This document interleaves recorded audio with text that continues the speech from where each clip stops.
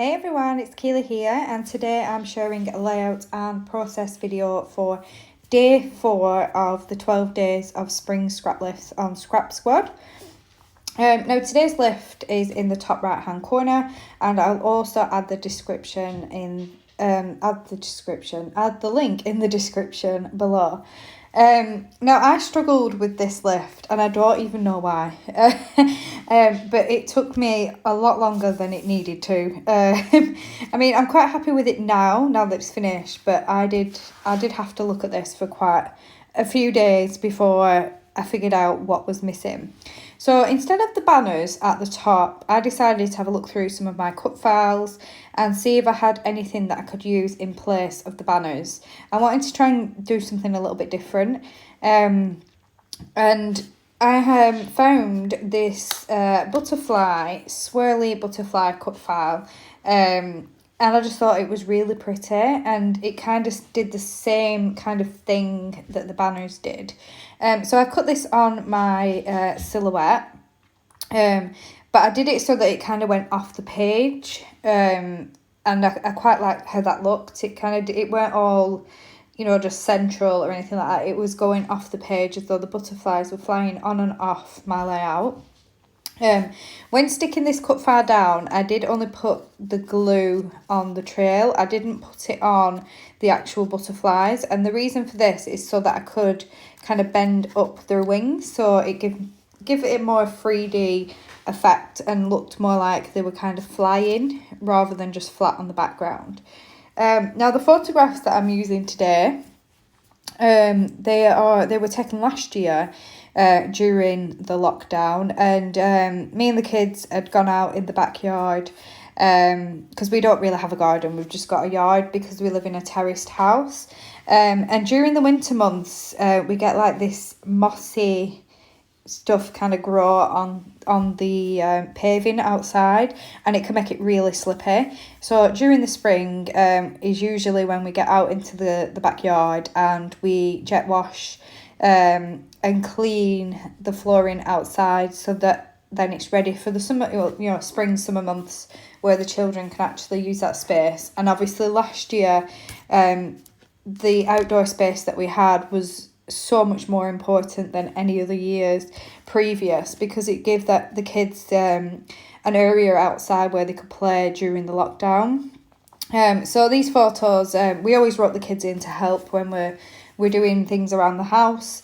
So they came out and they was helping. They both had their wellies on, and they was both helping clean the backyard. And so my title for this, I already had it picked out before I even started scrapbooking these photographs, was Spring Cleaning, which you'll see me add to the page a little bit later on. So now I'm coming in with embellishments, and I think this is what took me the longest, was figuring out what embellishments to use. Now on the original layout, they used some quite big chipboard pieces. Now because I scrap in a smaller scale, scrapping in on A4, I could not fit two big chipboard pieces to the side of my photograph, and I think this is where things started getting tricky for me for this page. So I do pull in a few little bits and bobs here and there, and it's like I'm going to try and make 2 embellishment clusters rather than adding 2 big chipboard embellishments. So I've got the rainbow, which is a chipboard piece, and it's so beautiful. I love how one of the rays of the rainbow is the florals. And I kind of, this side, the right hand side, I kind of met my cluster, and I really like that cluster, and it's working for me. It's the left hand side that I seem to find the trickiest. So that does take me a little while, and I think I do go off camera shortly and come back and it's changed again, and I'm a little bit happier with how that looks. I have cut out another one of the cut apart tags, and I've got that at the top. At the moment I've got this like speckly coloured one, but I do switch it out for the blue gingham which I really like.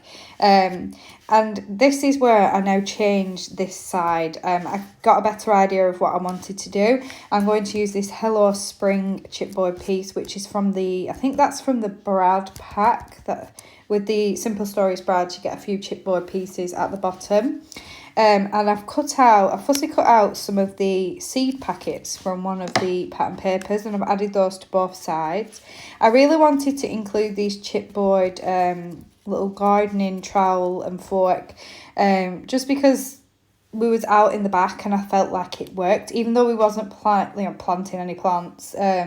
I don't really have anything like that in my back because our backyard is quite small, so there's not enough room really to do anything out there. So what space we do have out there, you know, I try and keep it free from things so that the children do have somewhere to play at the back. I am adding in some of the brads, the stick-on brads, which I really love. And the butterfly that I had at the left-hand side, I've put at the top, so it kind of looks like it's floating off with the other butterflies on the background. And this is where I've come in with my title now. I've gone for some small foam alphas from my stash, and I've used the alphabet sticker book that I mentioned yesterday, and used some of the tile stickers to write the word cleaning. So my title's going to read Spring Cleaning. I am bringing in some of the Bramble Fox hearts from my own stash. I had some purple ones and I thought that they worked really well with this page. And I am going to finish off shortly with some of the sequins in the kit as well, just to add a few little bits of sparkle throughout the page. But I'm just going to stick down these Bramble Fox hearts first. I use liquid glue for these, and I've not had any issues with them popping off at all. So now I'm coming in with some sequins. I do in the end just go for some of the iridescent ones, just because I'd used the purple Bramble Fox hearts from my stash. So I didn't really want to add another pop of purple. It didn't really need that. Now, I stared at this layout afterwards for quite a number of days, and in the end I did add a little strip of pattern paper to the bottom. I felt like it just needed something else. So in the close-ups you will see a little strip of pattern paper at the bottom of the layout, and I just think it felt like it grounded it. It just finished it off. It needed, like I said, something else. So this is my page complete. If you do join in with us, please do share your layouts on the Scrap Squad Facebook group. We do love to see what you've been creating. Thank you for watching. I'll be back tomorrow.